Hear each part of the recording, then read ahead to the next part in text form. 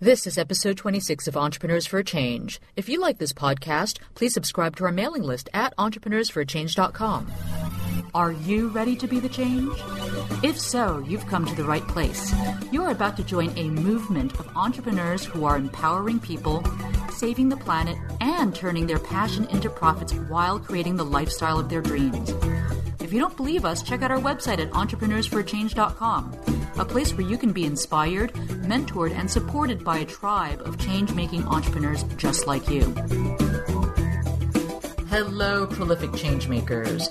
This is Lorna Lee, host of Entrepreneurs for a Change, a web show about evolutionary entrepreneurs who are changing the world, making an impact, and designing the lifestyle of their dreams.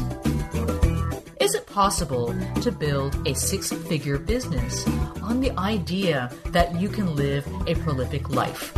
One that you deeply enjoy, that allows you to do the things that you love to do. Farnoosh Brock is going to show us how.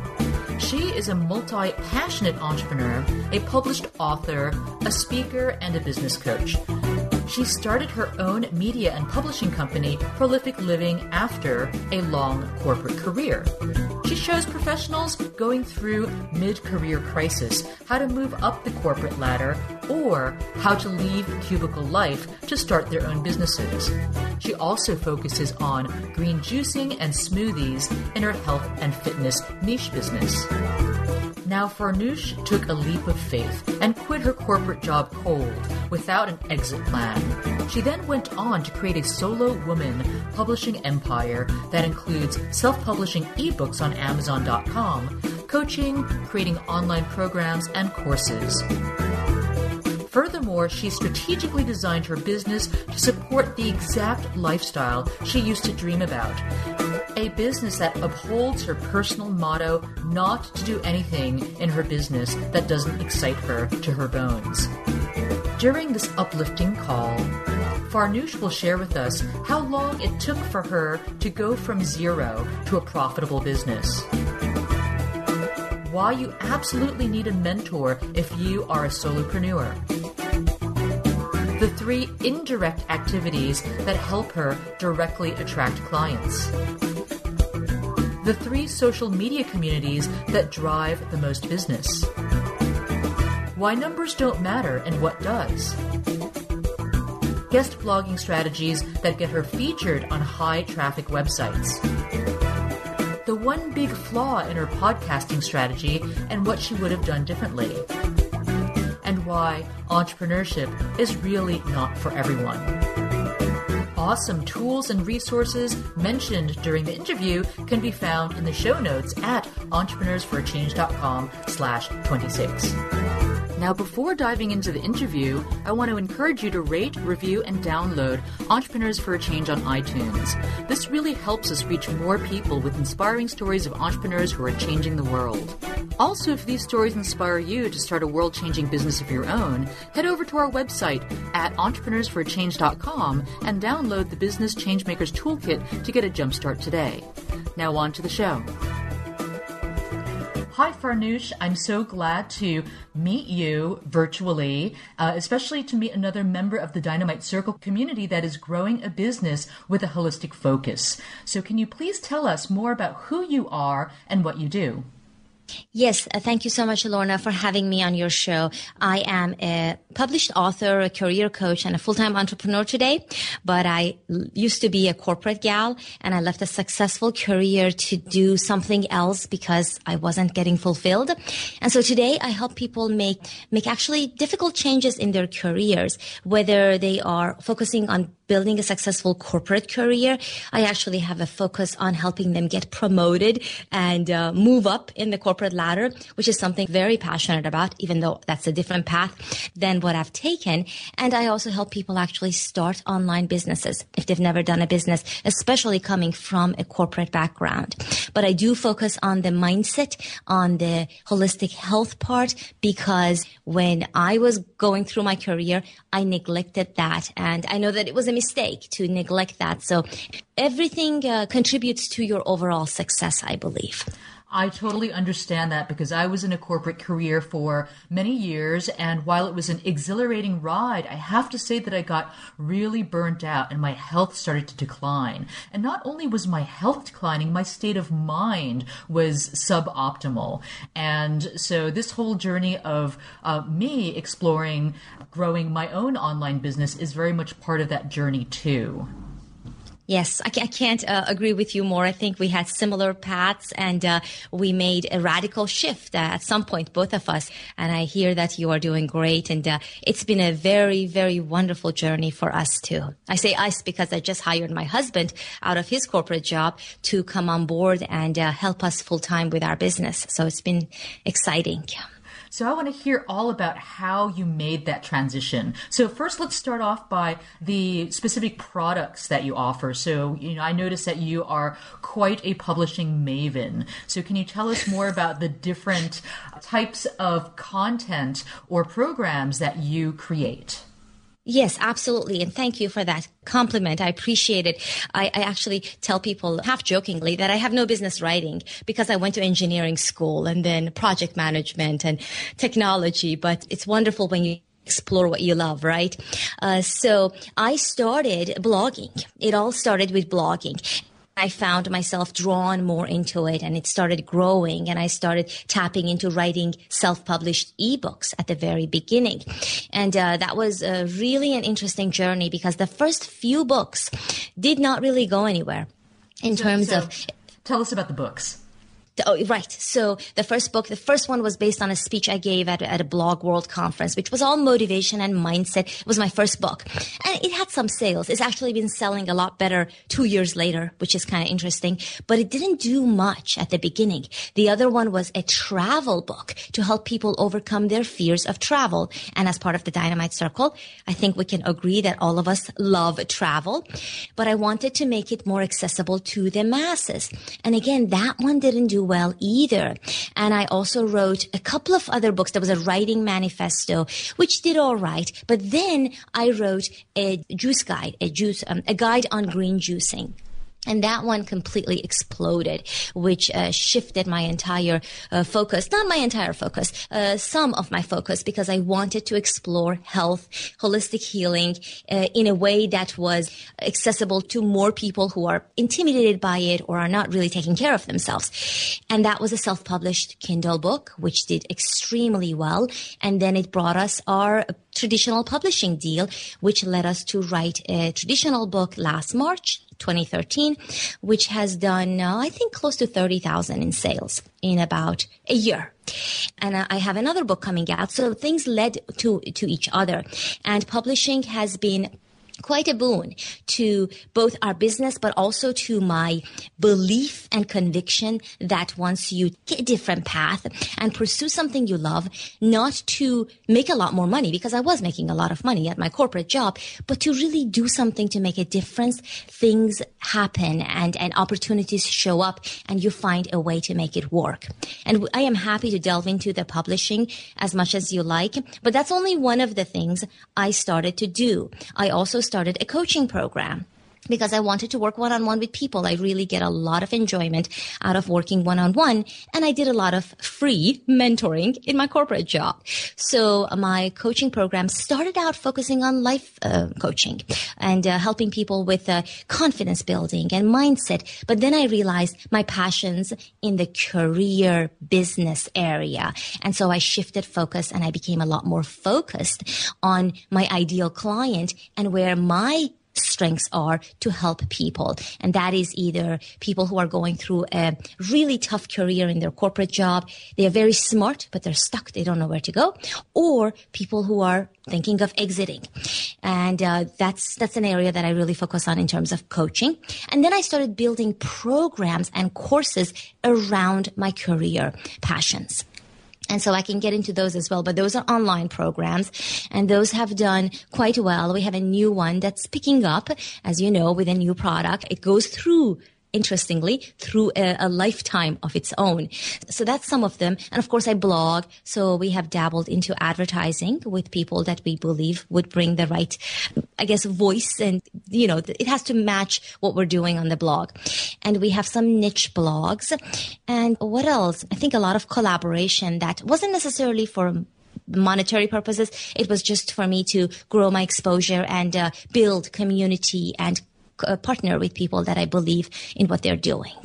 So did you start all these activities while you were still in your corporate job, or did you decide to quit your corporate job and take a risk and jump off the cliff of uncertainty with your first self-published ebooks?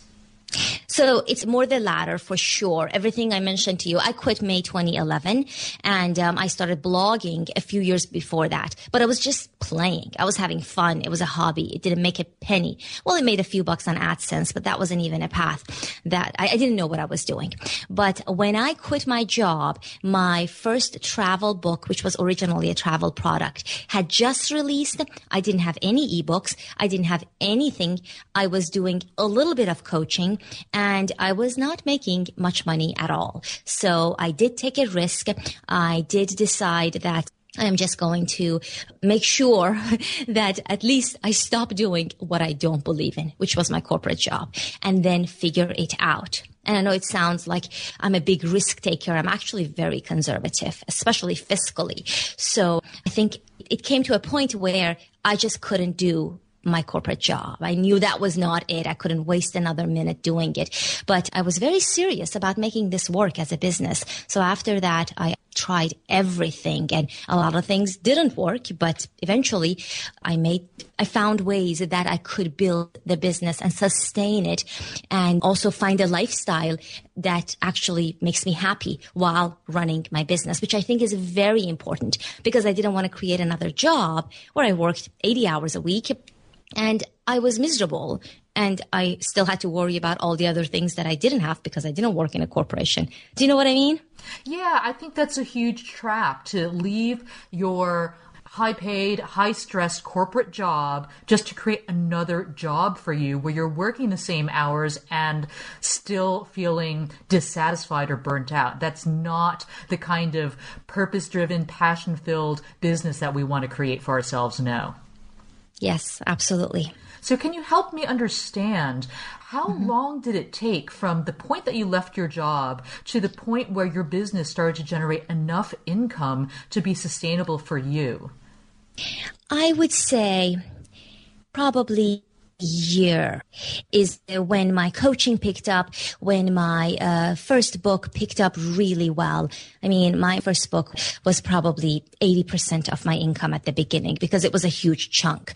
And that was for a good year. And then during that time, the second of the business, I added my courses, which also contributed to the income. So I would say a year to a year and a half, it became a profitable business to where I could live on it. And then a year and a half into it, we decided that my husband's going to quit his job. So we haven't replaced 2 six-figure incomes just yet, but I'm sure we're going to more than replace it because I believe you build true wealth by building your own business rather than having a job. Well, absolutely, because when you have a job, let's say you get your annual raise, for example. I mean, how much is that really? If we're, working in a healthy, thriving company, that's about typically 10%, possibly 15% of your actual salary. Whereas if you start your own business, there's no cap to your income. Right, exactly. I mean, there are perks to some companies. The company I worked in was a technology company. So stock options, stock purchase programs, bonuses, they do add up. So some companies have even more than the 15%, but I still believe there is the cap that you mentioned. And with your own business, there is no such thing. But again, it's harder work. I think the hardest work you'll ever do. So it's not for everyone. And that's something I help people figure out. Is this really for you? Because I don't believe entrepreneurship is for everyone, but it fit me like a glove. Yeah, I completely agree. Some people really need the structure of that a job provides. Whereas when you're an entrepreneur, you have to pretty much do everything. And there's, always a certain amount of risk and uncertainty that can, be a bit frightening for, all of us, I think. There's certainly been moments in my career as a person, as an entrepreneur working for myself where I'm like, what am I doing? Is what I'm working on that's taking so much of my time, is that actually going to move the needle? So, having a mentor guide you through the process of what is a waste of time and what's actually going to be a valuable investment of your time, energy, and money is really critical, especially working with someone that's ahead of where you want to be. Yes, I can't agree more. And that's one reason that I think the Dynamite Circle is just such an invaluable community, because you can't find those members, you can't find those mentors, and you definitely need to have someone that's helping you. You cannot do this alone. So support groups are extremely important. I'm glad you mentioned that. So can you help us understand how you started to get your first coaching clients? First of all, help me understand, how did you go through the process of identifying who your ideal clients were? Because I think that's a process that a lot of entrepreneurs struggle with, because you can go through the exercise of creating your customer avatars, but then how do you really know if that is truly your ideal customer, so to speak? And then secondly, once you come up with that idea of your, ideal customer avatar or avatars, how do you go find them? So can you share with us what you went through, your experience? Sure, absolutely.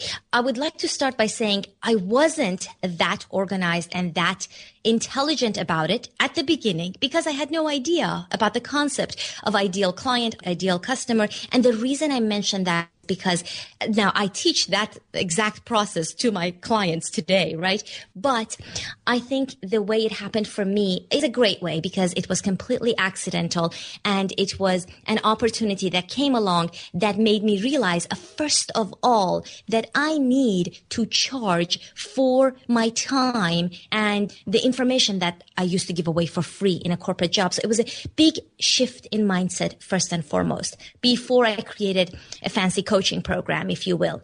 So my message here to your listeners is, sometimes you just have to start, and then you figure out all the details, because that's the first step. We can't spend too much time just trying to figuring it out. However, everything you said is totally applicable to a successful coaching program. So really quickly, how I got my first client was a friend from Toastmasters that I used to mentor on and off. And I was very busy at the time he approached me. I still had my job. I was building my blog. I had no idea what I was going to do. Was I going to quit? Was I going to stay? And he came to me and he asked me for lunch, to go to lunch and pick my brain. And I said, you know what? I just want you to know that this thing I do as a side, my blog and my business, he was thinking of doing the same thing, is actually a side business. And so I charge for my time, but I'm happy to get together with you. And I was sure he would go away, but he came back and he asked how much. And that was the beginning. I don't know how much. So I think I threw out $80 an hour. And he said, okay. And there was my first client. So we did a few hours of coaching. And he was very, very successful and happy about spending the money. So that was my first inspiration, if you will, to start a program, because I was able to help someone and I liked making the money. And since then, I have probably more than quadrupled my rates, and still feeling very confident that I'm giving my clients more than their investment, and they feel the same. So going about building your ideal client, I think at the beginning, I was just exploring, gaining the experience, and using what I knew about myself, my strengths from a corporate job, from the transition, from what I've done, from my speaking skills, my confidence building. And I was just learning where I can tap into those in a coaching session. So at the beginning, it was just, I don't want to say guinea pigs, because I was working with them and they were getting results, but they were my experiments. And after, say, 10 clients or so, I looked back and I realized I really shouldn't be doing just pure life coaching, because it wasn't something that I enjoyed so much, because I wasn't attracting the type of driven person I wanted to work with. And I should really focus on this career stuff. So then I started to focus more and more on how I could narrow it down and where do I get the most thrill and the most excitement from a client? What are they like? Who are they? What are the common characteristics among those types of clients? And so from that, I built the profile for my ideal client. And over time, I have refined it. And it's still quite an exercise to turn someone down because they are not the right person for you. But I think when you do that, you're doing them a favor more than yourself, and you are opening space for the right clients to come into your programs. So from the first client you got, how did you attract the other clients? Were they all word of mouth, or did you go and host events to attract clients? I think that's one of the biggest challenges that many people in the coaching industry face, which is how to get more clients. Right.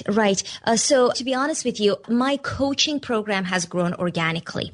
I have focused a lot on marketing my blog, on getting social media leverage, and again, to really bring a lot of traffic to my blog, and then building my email list, which I use very actively. I communicate a lot with people. I have a lot of autoresponder messages. I think a lot about my email marketing and how I build relationship with people, but I have not focused on getting clients per se. So through those activities and through building my brand, Prolific Living, what I do, the fact that I made the radical shift, that has attracted my clients. So I realize I'm not giving you any helpful tips for people who, or maybe I am, but this is really the path I have taken. I didn't advertise, I didn't take out an ad to say, hey, can I get more clients? But I have certainly used it in my blog. If you want help doing this, talk to me. Let's set up a free consult. So and the reason for that, Lorna, is because I don't want to become a full-time business coach. My goal is to have a brand and programs and products and books that help people, not always in a one-on-one capacity. As much as I love coaching, I'm building a brand that just expands beyond that. And for me, coaching is a great experience, but it doesn't scale to, I guess, the size that I'm building this business. So I'm very wary of that. But again, all the indirect activities that I have done by putting myself out there, by engaging in other blogs, guest posting, contributing to other communities, joining people, helping people, all of that. And also whenever I got a client, I was very, very good at following up with them, even after they stopped working with me, and checking in with them 6 months later. And I have had a lot of repeat clients, people who have continued working with me. So once I do find someone that I want to work with, I am not shy about saying, you know what, you should take the higher package and we should work together 6 months. And we should continue because these are the results we can accomplish. So I am not shy about positioning it in a way where I know it will help them and I know it will bring in a long-term client. I used to be. And I think just going to the right places where I know my potential clients are without direct advertising. For me, that's LinkedIn, Twitter second, and possibly Google Plus. I've had some clients come through Google Plus communities, and I go in there and I talk about the content I have, the information, my expertise, and I get engaged in questions, stuff like that. And that's where I know that most of the people that come to me find me. And then they come and check out my page. And of course, on my blog, it's very, very specific where you can go to the blog and then you can go to the work with me section. So I don't hide my coaching program. It's right there in front of you if you're interested. And I also give a free consult. I think that has brought a lot of people to my coaching program. And I used to hide my prices. I struggled with this one a lot. I went back and forth with it. I talked to a lot of experts and some of my mentors and coaches, and I decided to be completely transparent. So I have all my packages up there. When I raise my prices, you see it. If it's not in your budget and I tell you about it during the consult, then I don't want to work with you because you have to believe in the investment before you come into my program, or else it won't work. So those are some of the tactics I have used. I hope that helps anyone building. Mm-hmm. Yeah, so it sounds like you get a lot of leads coming in through your blog traffic as well as through your social media engagement then. And that sounds really awesome. So can you help us understand like how much blog traffic you need to build up before it becomes a viable amount of traffic that will generate leads. So do you at all mind sharing some of your traffic numbers? Like, what I don't mind sharing, but uniques, for example? Well, this is a good question. I don't mind sharing at all, but I stopped tracking them since I hired my husband because I know that it wasn't doing me a lot of good just obsessively tracking. But I know that my traffic has probably doubled in the last month, actually in the last few months since we moved over to the Genesis framework side project that we had to do. But it's 150,000 or so, I think, per month. That's around where we are right now. And the answer to your question, though, is it really depends. Because if you are blogging on a topic that's not related to where you're building a coaching program or another program, then you won't get the right people, even if you have hundreds of thousands of visitors. But if you are very, very specifically talking about the areas that you then build your programs and products, it does not take a lot of people. And I know this because I have niche sites. I have a green juicing program. I finally moved it off of Prolific Living, so it has its own home, its own website. I also have 2 career programs, and I'm building blogs around that. And even without the blog, I have attracted a lot of people that have come through those, and they come to my email funnel. So I haven't even built a blog yet. We are launching it soon. But the numbers do not matter so much as your focus and the relevance. For me anyway. Sure, better numbers always help because there's more people to choose from, right? But I think I used to focus, but using my own example, I used to focus purely on numbers and checking my stats on everything. And I was kind of missing the bigger picture, which is, it doesn't take a lot of people. If you have 3 clients that are paying you $2,000 a month, you're set. That's 3 people. And that's not terribly, impossible to do from whatever pool of people. If you are focused, if you're good at what you do, if you are an expert, and if you are positioning your free content in such a way that it makes people wonder how good is your paid programs. So that's really my belief. And it's, again, not a lot of numbers, which I think should be a relief because it takes a lot of work to build a lot of traffic. And it's good. Yeah. Yes. So how much do you publish per day? How many posts do you publish a day on Prolific Living? Mm-hmm. Do you have any idea how many pages you have? Yes, I have. I just published my next blog post just before getting on the call with you. I actually went down to publishing once a week, believe it or not, and my traffic hasn't budged. In fact, it has gone up.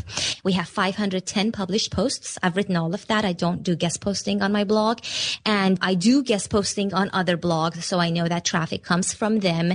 But I publish once a week on my main blog because I also have my juicing blog. I publish once a week there, and I also have my career blogs that I'm building starting this week, and I plan to update them only once a week. So I am not updating my blog every other day. But what I do put out there, again, it goes back to the quality. I put what I think is a really high quality blog post that I work on for a few hours. I research it, I edit it, I put it out there with a lot of intention and I think relevance to what I'm supposed to talk about or what I want to talk about anyway. And it's a long blog post. I write usually about 1,200 words. So that takes a lot of time, but that's it, once a week. Wow. How much time do you spend guest blogging? I have gone through a lot of different phases with that because I travel a lot, Lorna. And so depending on my schedule, and if I am getting close to bringing out a program or opening my courses, I focus more on that. So I have done sometimes 3 or 4 guest blog posts a month sometimes, and sometimes I do none. And I focus on doing interviews or just reaching out to communities. But I don't have a hard and fast rule. I try to do 1 or 2 a month. And if I'm building a certain blog, I do focus more on that. So right now I'm focusing on building my fast track promotion blog, which helps people in the corporate world. And I have been contacting some of the major career websites and focusing on that. So I'm not guest posting, if you will, for Prolific Living. I am guest posting for my niche blogs. But I really, it is a place where I really want to contribute. I make the time. And again, each guest post takes me, I would say probably 3 to 4 hours, maybe more if there's a picky editor, which I don't mind at all. But it's an investment of time. So you have to make sure it's worth your time, because it's good to do it. I used to do it just because it feels good, and that's great. But if you're running a very successful business and you are very, very busy, you have to make sure you put your time where it matters, both to how you feel and to the well-being of your business. So how were you able to get featured on some of these top blogs? I see you've been featured on ProBlogger, Copy Blogger Jonathan Fields, Chris Brogan, and you were even covered by the BBC. How do you get them to pay attention to you? Right. Actually, the first one was Forbes. I got featured for a full story on Forbes Online, the blog online, right after I quit. I think I was vocal about what I was doing. I was vocal about being an engineer that left a long, successful career, and someone that, like my type of person, if you used to know me back when I was in corporate, just doesn't do something like that and do the online business. And I think I was just really interested in building relationships first. I did not build a relationship actually with Forbes. It was a complete coincidence there. So sometimes that happens. BBC was a complete freak accident, which wonderful. I just received a call Friday afternoon about filling in on a career panel on Saturday morning with Julian Marshall, who is a long-time broadcaster there. And it was fabulous, but it didn't bring me any traffic, just so you know, right? It was just online, on the air. It was just so exciting. It was exposure, and it does a lot for your credibility. But nothing for your blog. So, you take it as it comes. But for Jonathan Fields, Copy Blogger, and ProBlogger, I built a lot of relationships there, and I want to get featured. So I worked hard on pitching what I wanted to write, and it did very well. So I think they were happy in the end too. But those were anything in the online world was where I built relationships. I attended conferences. I wanted to contribute. I was an active part of their blogs when they would come out with articles, commenting, sharing. And again, it really, I think for me, has come down to building relationships. I've always focused on it in my corporate career, and I've focused on it, when I transitioned. So I spent a few minutes, if you will, building a relationship with a person. And then it's not like you have to spend hours to maintain it. You just at least take the time to get to know them and to help them out maybe if they need something. And to also know that when you have something of value to offer, not to be shy about it, not to be pushy, but to be direct. And some of us have trouble with that, including myself in the past. So I think if you know your gifts, and if you know there is some place you can contribute, then just go tell them. Don't wait for the opportunity to come knocking to you. So how would you recommend somebody build a relationship with Copy Blogger or ProBlogger so that they might be able to write a guest post for one of these sites? Let's say they had absolutely no connections with any of the Copy Blogger or ProBlogger writers or editors. What do you do? Okay. So first, I would say follow their blogs, right? Now, some people I've talked to say, oh no, they're just too big and people are guest posting all the time. They're not even on there. I think you missed the point here. Even Copy Blogger, Brian Clark, I know that he follows his own blog. He knows exactly what's going on. He's very much into the business. So I think showing interest on them, and it takes a little time. Okay. It's not overnight. Following their blogs, commenting, sharing, linking to them if you have your own platform. And if you don't, I think is very critical that you do, because guest posting, yeah, sure, you can guest post if you don't have your own blog, but I think it's rare that people who don't have their own platforms guest post on these big giant websites. So having your own platform is definitely understood. And then having a place where you are proud to bring people. Copy Blogger wouldn't just link to any blog. So it doesn't have to be a giant blog, yours, but it does have to be good. And by good, I mean you put out good stuff you're proud of.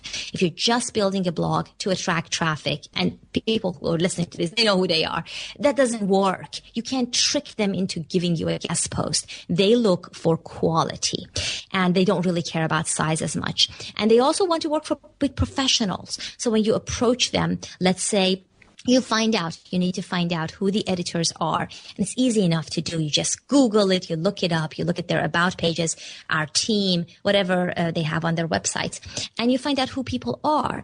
And then first thing you can do is go through your network, which is, I think I did this for Copyblogger, and find out who is your connection that could connect you or introduce you, if you will.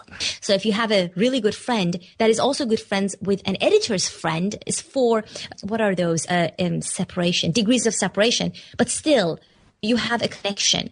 And so you could ask to be introduced and then be clear about what it is you want to do for them. So sometimes we put it way out there, like I can't even imagine writing for Copyblogger. But why don't you start imagining and then imagine exactly what you would write and why it's good for them? Which means you have to understand their blog. You have to understand what they write about, why they write it, who are their ideal readers. You see, it's a lot of work. And when I start saying this stuff, people are like, I don't want to guest post. I'm like, that's fine, but it is a lot of work. You don't just get lucky. Sometimes you do, but I think it's a methodical approach. And then you make the connection, you ask for the introduction, and you tell the editor why you want to write for them. And there is a process for pitching a guest post. And real quick, the most successful one I have found, which is thanks to John Morrow, who also works for Copyblogger or used to, is that you don't send the guest post. You simply send potential headlines. And he has a great headline hacks free guide, which is brilliant. And you send potential headlines and why you want to post for them and why you're the right person for this. And this is all a short paragraph. And that headline is really what sells it, because it's a psychology thing too. People look at the headline and they're like, oh, I really would love to post that headline. And they might tweak it, but you still have the tension. And I've had like one-line responses. I choose number 4, and that's it. I have the guest post, right? I write the headline, and I write the post for that headline, and then I'm done. So sometimes you don't build a big relationship, but then you use the strategies that work. So guest posting strategies, I think John Morrow is really the main expert I think of in this field, but there's many others. But just kind of look into that a little bit and all the other tips, and I have no doubt you will land a guest post on your dream blog. How long did it take you from the point where you decided you wanted to write for Copyblogger and then to cultivate the relationship to the point where you got your guest blog post accepted and then published? Right. So it's a good question about Copyblogger, because that was a little bit harder. ProBlogger, not so much. I had made friends with the editor and I had met them and they had featured me already. So it was an easier way in.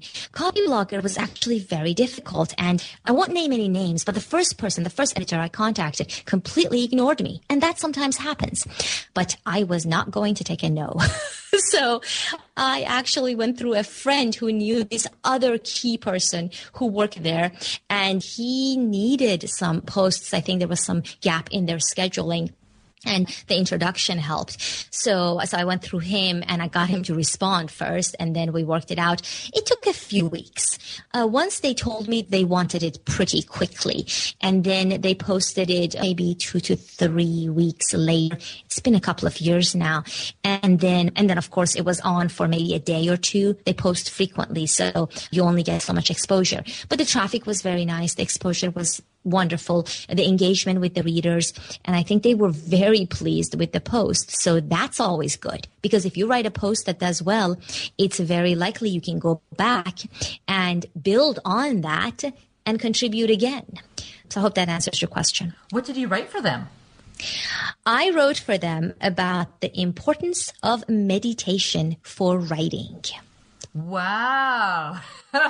Yeah. I love it. Okay. Yeah. So I can send it to you. Yeah. It was fun. It was really good. And I thought that was so much another aspect into writing, sort of like tapping into your creative genius. And that, for the credit for all of that goes to Julia Cameron, who wrote The Artist's Way. But meditation wasn't one of the things she's talking about, but it certainly is a way to tap into your creativity, which then helps the writing flow. And at the time, they were focusing a lot on marketing your writing. So I thought it was a good pitch to say, look, maybe we could focus on sort of the creativity of writing and how you may get writer's block, even though I don't believe in writer's block. But anyway, it's a concept that people can identify with. And it was a good hit. Wow. So I also noticed that you had a podcast. How effective was podcasting in growing your audience, and why did you decide to stop? I had a podcast for 2 years exactly, Lorna. It was a lot of fun, a lot of work, but a lot of fun.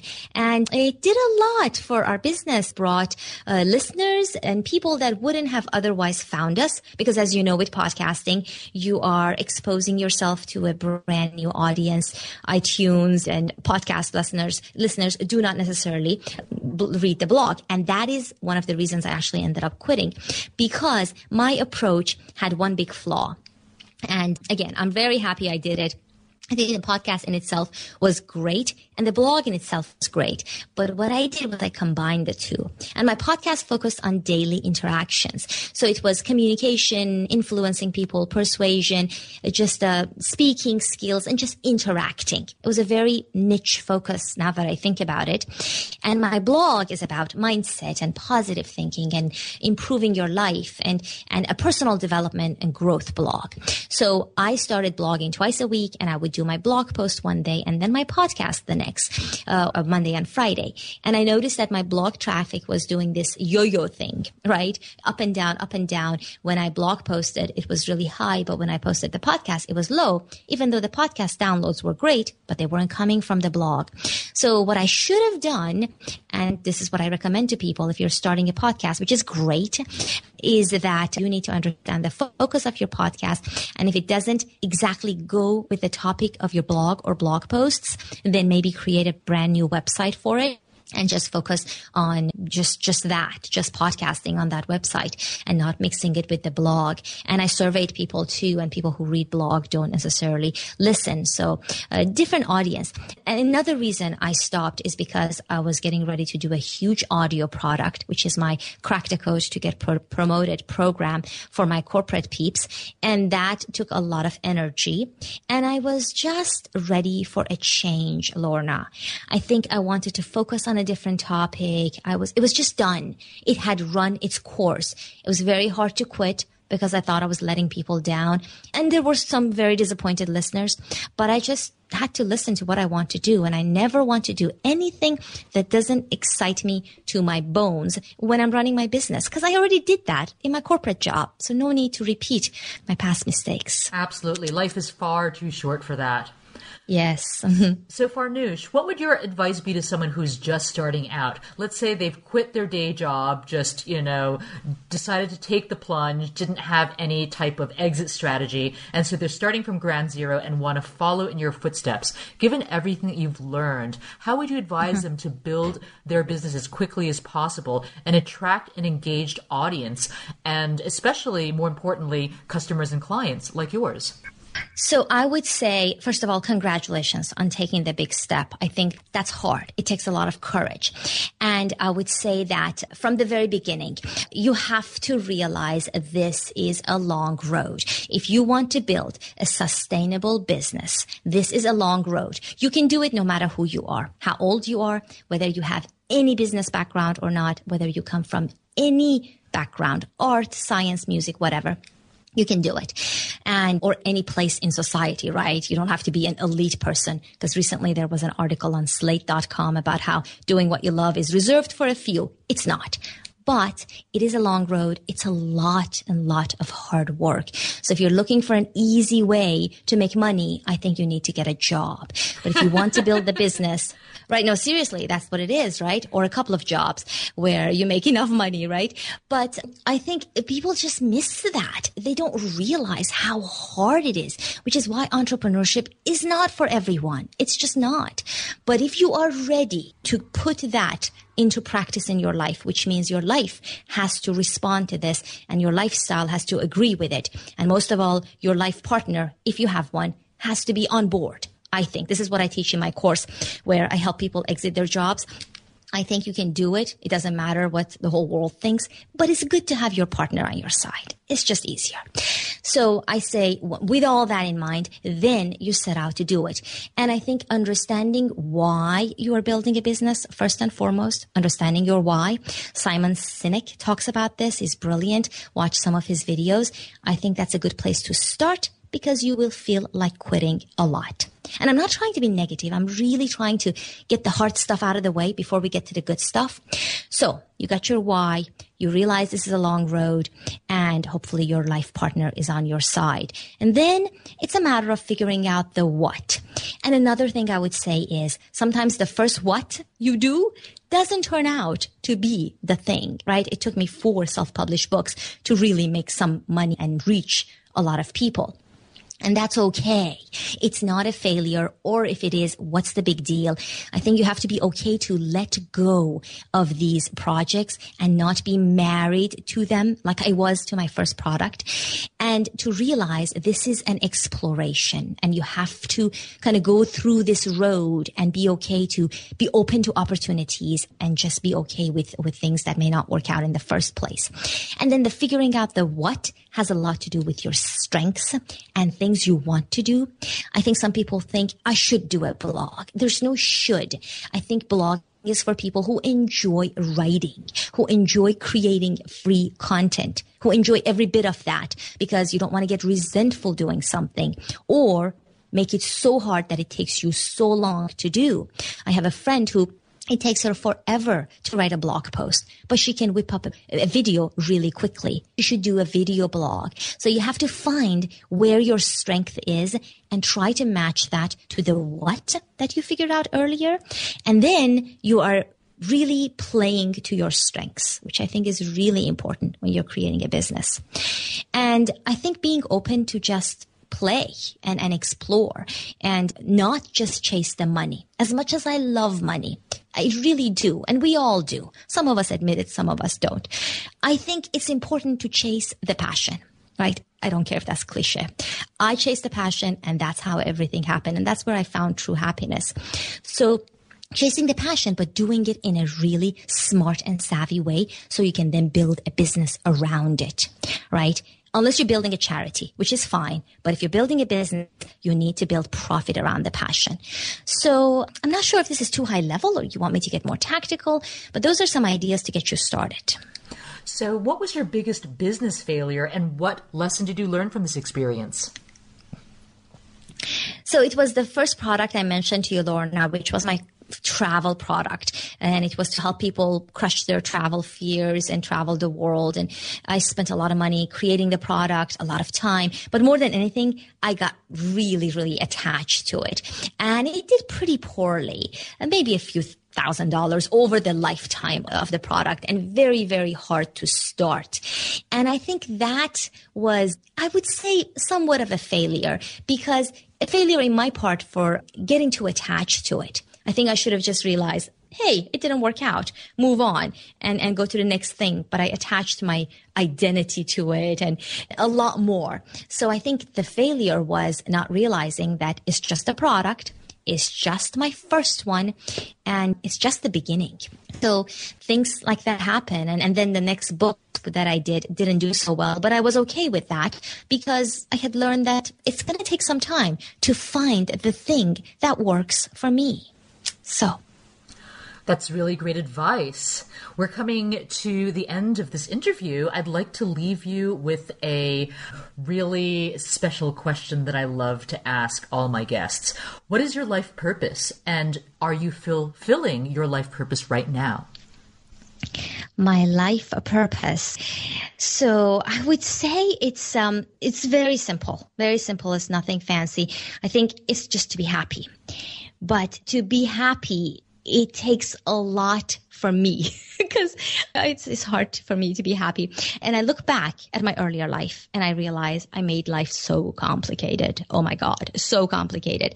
So I think right now my purpose is to be happy and to live the exact lifestyle that I used to dream about. And that expands into more of my purpose. I'm happy when I'm doing things I love, when I'm creating work that I believe in, when I'm working with people that I want to work with, when I am writing. I love writing.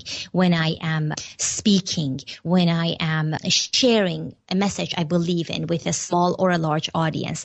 And so the life purpose in and of itself is be happy. And it's really easy to check in with myself every day and see if I'm staying aligned to that. But the happiness part has taken me some time to figure out. And it's come out so differently than I thought. So I had these thoughts about who I am. And you may too.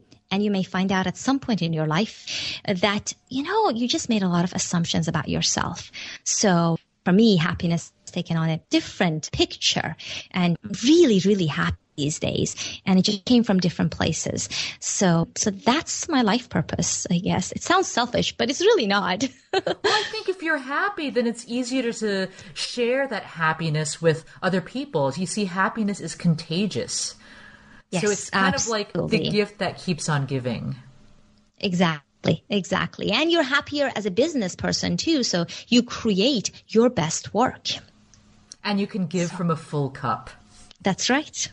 Okay, so how can we best stay in touch with you, Farnoosh? So you can find me at prolificliving.com. And from there, I am Prolific Living on all social media. So it's really easy to find me, connect with me, let me know if I can help you with anything. And I have a free 21-step confidence building course that you can grab and really believe in what it is you want to do. It sounds cliche again, but it's true because you can make it happen, and probably join the Dynamite Circle and stay in touch. Fantastic. Well, thank you so much for sharing with us your experience and your enthusiasm for entrepreneurship. My pleasure. Thank you for having me, Lorna. Thanks, folks, for listening to the Entrepreneurs for a Change podcast. If you enjoyed this episode, please help us reach more people with inspiring stories like this one by giving us a 5-star rating in iTunes. If this podcast inspires you to join the movement of change-making entrepreneurs, we'd love to give you a jumpstart with our free Business Changemakers Toolkit, which you can download at www.entrepreneursforachange.com/join. If you have a changemaker in mind you'd love for us to interview, go to entrepreneursforachange.com/suggest and tell us who and why.